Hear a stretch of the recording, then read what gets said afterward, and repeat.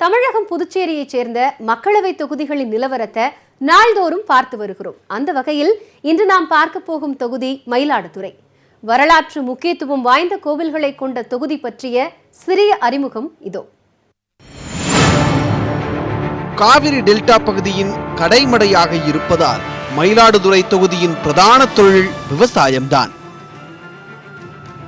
சுமார் 4 லட்சம் ஏக்கர் அளவில் நெல் சாகுபடி நடைபெறுகிறது. அதோடு மா, வாழை, முந்திரியும் பயிரிடப்படுகின்றன. சீர்காழி, பூம்புகார் பகுதிகளில் மீன்பிடி தொழிலும் உண்டு. 1000 ஆனாலும் மாயூரம் ஆகாது என்ற பழமொழிக்கு சொந்தமான இந்த ஊர் மாயவரம் என்றும் மாயூரம் என்றும் கூட வழங்கப்படுகிறது. ஆன்மீக தலங்கள் அதிகம் நிறைந்த தொகுதி. மயிலாடுதுறை மாயூரநாதர் கோவில் இங்கே உள்ளது. சைவ, வைணவ, சமண கோவில்களை கொண்ட கோவில் நகரமாக கும்பகோணம் மட்டுமின்றி நவகிரக தலங்களில் 2 தவிர மற்றவையும் இந்த தொகுதியில் உள்ளன. கும்பகோணம் பித்தளை பாத்திரம் தயாரித்தலுக்கு பெயர் பெற்ற ஊர். திருபுவனம் பட்டின் பெருமையை மெச்சாதவர்கள் யாரும் இல்லை. கல்கி கிருஷ்ணமூர்த்தி, குன்றக்குடியடிகள், தியாகராஜ பாகவதர், செஸ் வீரர் விஸ்வநாதன் ஆனந்த், இயக்குனர் டி ராஜேந்தர் உள்ளிட்ட பல பிரபலங்கள் இந்த தொகுதியை சேர்ந்தவர்கள்தான். நாகை மாவட்டத்தை சேர்ந்த சீர்காழி, மயிலாடுதுறை, பூம்புகார் சட்டமன்ற தொகுதிகளும் திருவிடைமருதூர், கும்பகோணம், பாபநாசம் என தஞ்சை மாவட்டத்தை சேர்ந்த 3 சட்டமன்ற தொகுதிகளும் மயிலாடுதுறை மக்களவை தொகுதியில் உள்ளன. இதில் 4 தொகுதிகளை அதிமுகவும் 2 தொகுதிகளை திமுகவும் கையில் வைத்துள்ளன. இதில் வேளாண் துறை அமைச்சர் துரைக்கண்ணு பாபநாசம் தொகுதி எம்எல்ஏவாக இருக்கிறார். 14,66,810 பேர் வாக்களிக்க காத்திருக்கின்றனர். மயிலாடுதுறையில் நடந்த முதல் தேர்தலில் இந்திய கம்யூனிஸ்ட் கட்சி வெற்றி பெற்றது. அதற்கு அடுத்த தேர்தலில் காங்கிரசின் மரகதம் சந்திரசேகர் வெற்றி பெற்றார். அதற்கு பின் நடந்த 6 தேர்தல்களில் 3 பேர் தலா 2 முறை தொடர்ந்து வெற்றி பெற்றனர். திமுகவின் சுப்ரவேலுவும் காங்கிரஸ் கட்சியின் குடந்தை ராமலிங்கம் மற்றும் பக்கீர் முகமதுவும் பெற்ற வெற்றியில்தான் இப்படி ஒரு ஒற்றுமை. 1991 காங்கிரசின் மணிசங்கர் ஐயர் வென்றார். அதற்கடுத்த 2 தேர்தல்களில் தமிழ் மாநில காங்கிரசின் கைக்கு இந்த தொகுதி சென்றது. பின்பு காங்கிரசின் மணிசங்கர் ஐயர் தொடர்ந்து 2 முறை வென்றார். 2009 அதிமுக முதல் முறையாக இந்த தொகுதியில் வெற்றி பெற்றது. OS மணியன் எம்பியாக தேர்வானார். கடந்த தேர்தலில் அதிமுக சார்பில் பாரதி மோகன் களமிறக்கப்பட்டார். திமுக அணியில் மனிதநேய மக்கள் கட்சி சார்பில் ஹைதர் அலி களமிறக்கப்பட்டார். பாமக சார்பில் கே அகோரமும் காங்கிரஸ் சார்பில் மணிசங்கர் ஐயரும் போட்டியிட்டனர். இதில் அதிமுகவின் பாரதி மோகன் 2,77,050 வாக்குகள் வித்தியாசத்தில் வெற்றி பெற்றார். மனிதநேய மக்கள் கட்சியின் ஹைதர் அலி 2ஆம் இடம் பிடித்தார். மயிலாடுதுறை தொகுதியில் ஹைட்ரோ கார்பன் எடுப்பது தொடர்பான அச்சம் இன்னும் தீர்ந்த பாடில்லை. எண்ணெய் கிணறுகள், ஹைட்ரோ கார்பன் போன்றவற்றை விவசாயத்திற்கான அச்சுறுத்தலாகவே இந்த தொகுதி மக்கள் பார்த்து வருகிறார்கள். புதிய எம்பியை நோக்கிய அவர்களின் கேள்விகள் என்னென்ன என்பதை பதிவு செய்கிறது இந்த தொகுப்பு. டெல்டா மாவட்டங்களின் இதய பகுதியாக இருப்பது மயிலாடுதுறை மக்களவை தொகுதி. காவிரி, கொள்ளிடம் ஆறுகளுக்கிடையில் இருந்த பசுமை தற்போது கொஞ்சம் கொஞ்சமாய் மறையத் தொடங்கியுள்ளது. இதற்கு முதல் காரணமாக கருதப்படுவது கச்சா எண்ணெய் எடுக்கும் பணிகள். இதனால நிறைய விவசாயங்களாலையும் மக்கள் வாழ்வாதாரம் கெட்டு போயிடும். வருங்கால தலைமுறைகள்லாம் அழிக்கப்படுவார்கள். அதனால வேணாம், இந்த திட்டத்தை கைவிடணும்னு சொல்லியிருக்கோம். மீத்தேன் திட்டமாக இருந்தாலும் சரி, ஹைட்ரோ கார்பன் திட்டமாக இருந்தாலும் சரி, இது மிகப்பெரிய அழிவு திட்டம் தான். இது வேணாம், மத்திய அரசாங்கத்தை எதிர்த்து முதலமைச்சர் கேட்கணும், மாநில அரசத்தை ஆள்றவங்க கேட்கணும்னு நாங்கள் சொல்லி பலமுறை வலியுறுத்தியிருக்கோம். டெல்டா மாவட்டத்தில் 110 இடங்களுக்கு மேல் ஹைட்ரோ கார்பன் எடுக்க திட்டமிடப்பட்டுள்ள நிலையில் அந்த பணிகளுக்கு கதிராமங்கலம் கிராமம்தான் முட்டுக்கட்டை போட்டுள்ளது. 2 ஆண்டுகளுக்கு முன் ONGC எண்ணெய் குழாய் வெடித்த போதே அங்கு மக்கள் போராட்டமும் வெடித்ததால் அந்த பணி தற்காலிகமாக கைவிடப்பட்டது. எந்த நேரம் எங்க பைப் லைன் வெடிக்கும்னே தெரியாத இருக்கு. ஏன்னா 4 தடவை வெடிச்சிடுச்சு, ஃபயர் ஆயிடுச்சு, பயங்கரமா இருக்கு. ஒவ்வொரு வீட்டு வாசலில் கூட போயிட்டு தான் இருக்குது பைப் லைன். விவசாய நிலத்தில் போயிட்டு இருக்குது, ஸ்கூலுக்கு பக்கத்தில் போயிட்டு இருக்கு. இப்படியே பக்கம் பக்கமாக உள்ளவங்களாம் அங்கே உள்ள மக்களுக்கு டெய்லி அச்சத்தோடு தான் இருக்காங்க. முழுசாக ரத்து செய்யணும். ஆனாலும் மீத்தேன் எடுக்கும் பணிகள் சத்தமின்றி நடைபெற்று வருவதாகவும் அப்பகுதி மக்கள் குற்றம் சாட்டுகின்றனர்.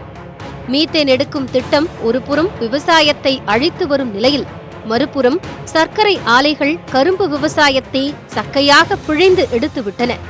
தமிழகத்தில் 3 சர்க்கரை ஆலைகள் இருந்த தொகுதியாக அறியப்பட்ட மயிலாடுதுறையில் 24,000 ஏக்கராக இருந்த கரும்பு சாகுபடி தற்போது வெறும் 6,000 ஏக்கராக குறைந்துவிட்டது.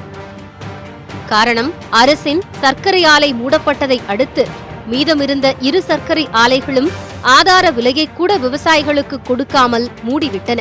விவசாயிகளுடைய அப்பாவித்தனத்தை பயன்படுத்தி இன்றைக்கு விவசாய பெயரிலே சற்றேறக்குறைய 350 கோடி ரூபாய் இன்றைக்கு தேசியமயமாக்கப்பட்ட வங்கிகளிலே விவசாயிகளுடைய பேரிலே இன்றைக்கு கடனை பெற்று அதனை திருப்பி செலுத்தாமல் அந்த வங்கிகள் எல்லாம் இன்றைக்கு விவசாயிகளுக்கு சட்டப்பூர்வமான அறிவிப்பை, நீதிமன்ற அறிவிப்பை இன்றைக்கு நோட்டீஸ் தந்துட்டு இருக்காங்க.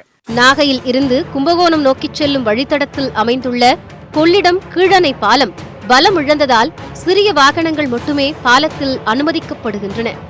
இந்நிலையில் கொள்ளிடம் ஆற்றில் ஆதனூர் குமாரமங்கலம் இடையே புதிய கதவணை அமைக்க 428 கோடி ரூபாய் ஒதுக்கப்பட்டுள்ளது. ஆனால் தொகையை கொடுக்காமல் அதிகாரிகள் மிரட்டுவதாக விவசாயிகள் குற்றம் சாட்டுகின்றனர். அரசு ஒதுக்கி இருக்கிற பணம் எங்களுக்கு ஏக்கருக்கு 15 லட்சம். ஆனால் கும்பகோணம் ஆர்டிஓ எங்களுக்கு 1.5 லட்ச ரூபா ஏக்கருக்கு தரோம், வாங்கிக்கிறீங்களா அப்படின்னு எங்களை கேட்குறாங்க, மிரட்டுறாங்க. வாங்கலைன்னா நீங்கள் கோர்ட்டில் போய் பார்த்துங்க அப்படின்னு சொல்கிறாங்க. விவசாயிகள் மனமுவந்து தங்களோட நிலத்தை தர தயாரா இருக்காங்க. ஆனா அரசு அறிவித்த உரிய நிவாரண தொகையை வழங்காம குறைந்த தொகையை வழங்குறது தான் விவசாயிகளோட வேதனைக்கு காரணமா மாறி இருக்கு. மயிலாடுதுறையை தனி மாவட்டமாக்க வேண்டும் என்ற கோரிக்கை இந்த தேர்தலிலும் எதிரொலிக்கிறது. பாதையில் நிற்கும் காவிரி பூம்பட்டின மீன்பிடி துறைமுகம், பொலிவிழந்த பூம்புகார் என மயிலாடுதுறையில் தீர்க்கப்படாத மேலும் பல பிரச்சனைகளும் உள்ளன.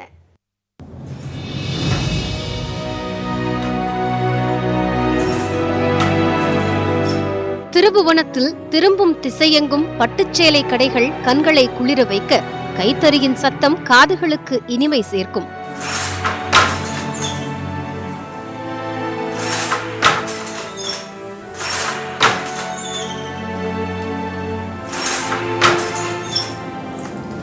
ஆனால் தற்போது பாரம்பரிய அடையாளமான திருபுவனம் பட்டுப்புடவை நெசவு தொழில் கொஞ்சம் கொஞ்சமாக பட்டுப்போய் வருவதாக தறி ஓட்டும் நெசவாளர்கள் கூறுகிறார்கள்.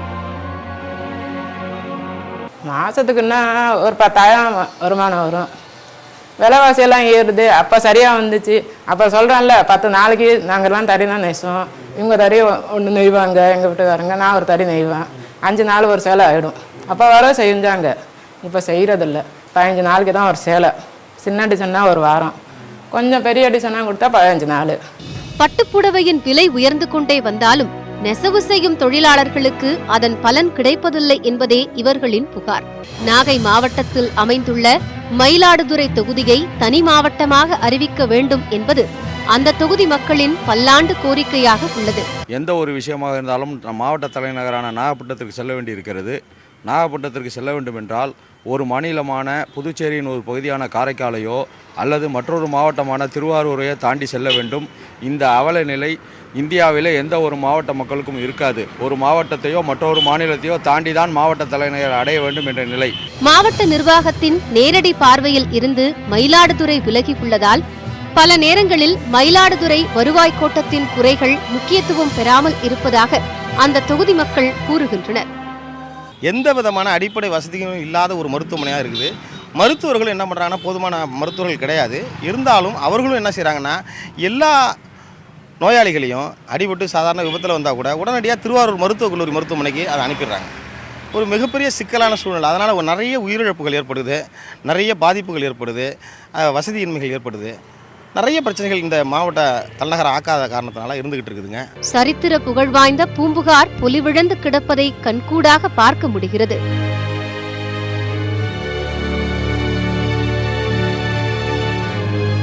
ஆயிரத்து 1974 ஆண்டு தொடங்கப்பட்ட பூம்புகார் சுற்றுலா தளம் எந்தவித பராமரிப்பும் இன்றி சமூக விரோதிகளின் கூடாரமாக மாறி வருவதாக அப்பகுதி மக்கள் வேதனை தெரிவித்தனர். அந்த கலைக்கூடத்தில் கோவலன் கண்ணகி வாழ்ந்த வாழ்க்கை வரலாறு முழுசா சொல்கிற சிற்ப வடிவங்கள்லாம் இருக்குது. அது முழுக்க சிதலமடைஞ்சு போயிருக்கு. ரெண்டாவது, ஒரு நாளைக்கு ஆயிரக்கணக்கான சுற்றுலா பயணிகள் இங்கே தினமும் வராங்க. அவங்களுக்கு கழிப்பிட வசதிகள் இங்கே சரியில்லை. எங்கே பார்த்தாலும் குப்பை காடாக இருக்கிறது, துர்நாற்றம் வீசுது. அது இல்லாமல் இங்கே பொதுமக்களும் தங்குறதுக்கான தங்கு விடுதி இருக்குது. அது 10 வருஷத்துக்கு மேலே சிதைஞ்சு போயிருக்கு. இதேபோல் கிபி 5ஆம் நூற்றாண்டு வரை வர்த்தகத்தில் சிறந்து விளங்கிய காவிரி பூம்பட்டினத்தில் தற்போது மீன்பிடி துறைமுகம் கூட முழுமையாக அமைக்க முடியாத நிலையே உள்ளது. அப்பகுதி மீனவர்களே தற்காலிகமாக மீன்பிடி துறைமுகம் அமைத்து பயன்படுத்தி வருகின்றனர். தமிழர் நாகரிகம் இதோ அந்த வங்கக்கடல்ல 5 கிலோமீட்டர் தூரத்துல உறங்கி கொண்டிருக்கிறது. சோழ பேரரசோட பெருமையை அறியணும்னா இந்த பூம்புகாருக்கு படையெடுப்பாங்க. இங்கு வந்து பார்த்தா ஆஹா பூம்புகாரா அப்படின்னு வியக்க மாட்டாங்க. என்ன பூம்புகார் இப்படி இருக்கேன்னு முகம் சொல்லிப்பாங்க. ஏன்னா அந்த அளவுக்கு அசுத்தங்களின் கூடாரமா மாறி இருக்கு இந்த பூம்புகார். அரசியல் கட்சிகளின் வாக்குறுதிகளை கேட்டு கேட்டு களைத்து போனதாக பெரும்பாலான மயிலாடுதுறை வாக்காளர்கள் கருத்து தெரிவித்துள்ளனர்.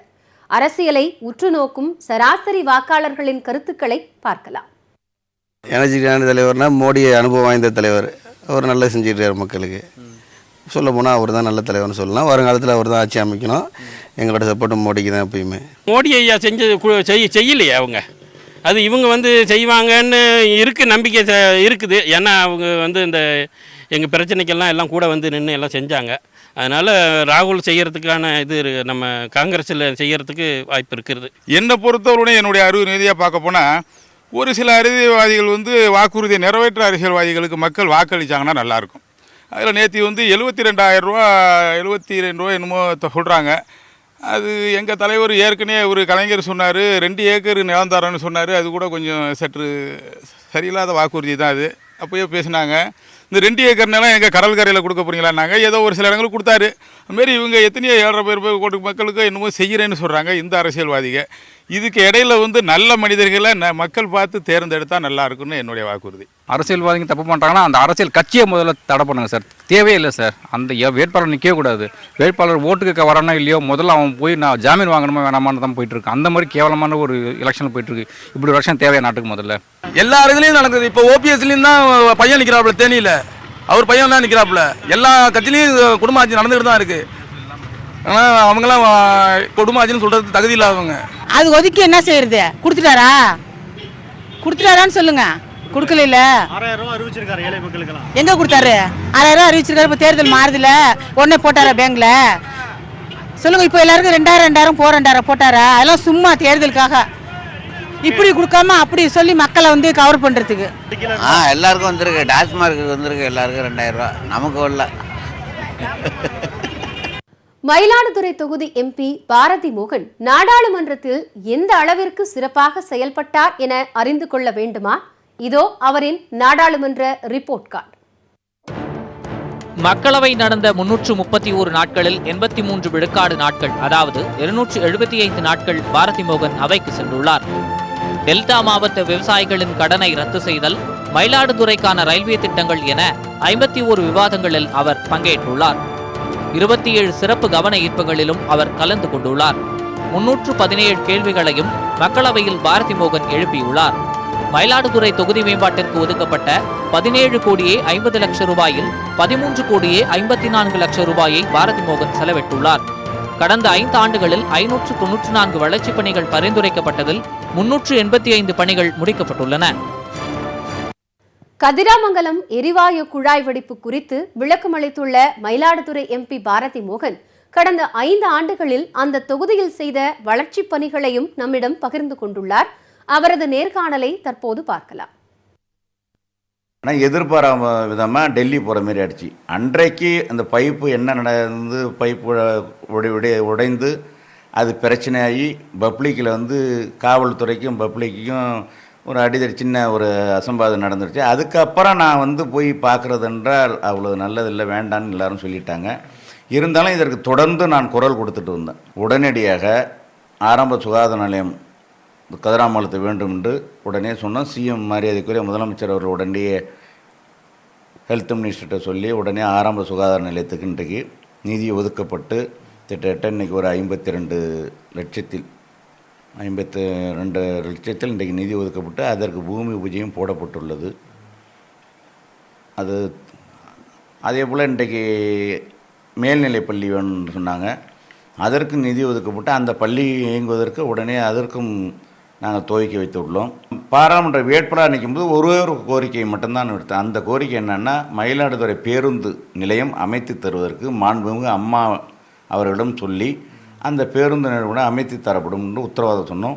இன்றைக்கு மணக்குடியில் 38 கோடி திட்டத்தட்ட மதிப்பீட்டில் அந்த பேருந்து நிலையம் அமைவதற்கு இருக்குது. இன்னும் அடிக்கல் நாட்டில் முதலமைச்சர் தேதி கேட்டிருந்தோம். இப்போ இதுதான் இடம் தேர்வு செய்யப்பட்டுள்ளது. தமிழகத்திலே ஒரு சிறந்த நவீனமான ஒரு பேருந்து நிலையம் அமைவதற்குன்னா அங்கே தான் இப்போ அமைய போகுது. ஆனால் ஒரு கதவு அணைகள் ஒரு மனித உழைப்புனா 1.5 மணி நேரம் ஆகும் இறக்குறதுக்கு. ஒரு 5 கதவுன்னா 6.5 மணி நேரம் ஆகும் இறக்குறதுக்கு, ஏற்றுறதுக்கு 6 மணி நேரம். அதற்கு வந்து மின்மயமாக்கப்படுறதுக்காக அதுக்கு மட்டுமே இந்த பகுதி எல்லா பாசனத்துக்கும் பயன்பெறும் அளவில் 92 லட்சம் நிதி ஒதுக்கி அந்த மின்மயமாக்கப்பட்ட கதுவணைகள் மனித உழைப்பால் இருந்ததை மாற்றி அமைத்து கொடுத்துருக்கோம், விவசாயிகளின் நலன் கருதி. மயிலாடுதுறை தொகுதியில் இந்த முறை திமுகவும் அதிமுகவும் நேருக்கு நேர் மோதிக்கொள்கின்றனர். இங்கே போட்டியிடும் முக்கிய வேட்பாளர்களின் பின்னணி பற்றி தற்போது தெரிந்து கொள்ளலாம். அதிமுக சார்பில் போட்டியிடும் 63 வயதான எஸ் ஆசைமணி MABயில் படித்துள்ளார். கயத்தூர் அருகே உள்ள ஏனங்குடியை சேர்ந்தவர். 1991 குத்தாலம் சட்டமன்ற தொகுதியில் அதிமுக சார்பில் போட்டியிட்டு வெற்றி பெற்றுள்ளார். தற்போது கும்பகோணம் மத்திய கூட்டுறவு வங்கியின் தலைவராக உள்ளார். திமுக சார்பில் போட்டியிடும் 74 வயதான ராமலிங்கம் திருவிடை மருதூர் தொகுதியில் 4 முறை MLA-வாக தேர்வானவர். விவசாயம் செய்து வருகிறார். திருநாகேஸ்வரம் அருகே உள்ள சீனிவாசநல்லூரை சேர்ந்தவர். 1970வது ஆண்டு முதல் திமுகவில் உள்ளார். திருவிடை மருதூர் திமுக ஒன்றிய செயலாளராக இருக்கிறார். அம்மா மக்கள் முன்னேற்ற கழகம் சார்பில் போட்டியிடும் செந்தமிழன் அக்கட்சியின் நாகப்பட்டினம் வடக்கு மாவட்ட செயலாளராக உள்ளார். BBA படித்துள்ள இவர் விவசாயம் செய்து வருகிறார். அதிமுகவில் இருந்தபோது மயிலாடுதுறை நகர செயலாளராக இருந்தார். நாம் தமிழர் கட்சி சார்பில் போட்டியிடும் சுபாசினி குமார் BA படித்துள்ளார். தனியார் பள்ளியில் ஆசிரியராக பணியாற்றுகிறார். நாம் தமிழர் கட்சியின் அடிப்படை உறுப்பினராக இருக்கிறார். மக்கள் நீதி மய்யம் வேட்பாளர் ரிஃபாயுதீன் டைல்ஸ் ஷோரூம் நடத்தி வருகிறார். மக்கள் நீதி மய்யத்தின் மாவட்ட பொறுப்பாளராக இருக்கிறார். மயிலாடுதுறை தொகுதியை முன்னேற்ற வேட்பாளர்கள் என்ன வாக்குறுதியை வைத்துள்ளார்கள்? வாருங்கள், அவர்களிடமே கேட்கலாம். அரசு கல்வியிலும் வேலை வாய்ப்பிலும் இடஒதுக்கீடு தனியே வேண்டும் என்று கேட்கிறார்கள். நியாயமான கோரிக்கை. அவர்களுக்கு உள் இடஒதுக்கீடு வழங்கப்பட வேண்டும். கும்பகோணத்திலிருந்து காரைக்கால் வரை செல்லுகிற சாலையை தேசிய நெடுஞ்சாலையாக மாற்றப்பட வேண்டும். காரணம், திருநள்ளாறு, வேளாங்கண்ணி, நாகூர் இந்த திருத்தலங்களை எல்லாம் இணைக்கக்கூடிய சாலை, அதை உடனடியாக செய்ய வேண்டும். கும்பகோணத்திலிருந்து விருத்தாச்சலம் வரை புகைவண்டி தடம் ஏற்படுத்தப்பட வேண்டும். மயிலாடுதுறையிலிருந்து தரங்கம்பாடி, காரைக்கால் வரை புகைவண்டி தடம் ஏற்படுத்த வேண்டும். அந்த ஹைட்ரோ கார்பன் மீத்தேன் திட்டம் உடனடியாக தடுத்து நிறுத்தப்பட வேண்டும். அது மட்டுமல்லாமல் தஞ்சை மாவட்டத்தை பாதுகாக்கப்பட்ட வேளாண் மண்டலமாக அறிவிக்க வேண்டும். விவசாயிகள் நிரம்பிய மாவட்டம் என்பதால் முன்னுரிமை காவேரி பிரச்சனைக்கு தான். காவேரி கோதாவரி இணைப்பு திட்டத்திற்கு முன்னுரிமை கொடுத்து அதற்காக நான் பாராளுமன்றத்திலே குரல் கொடுப்பேன்.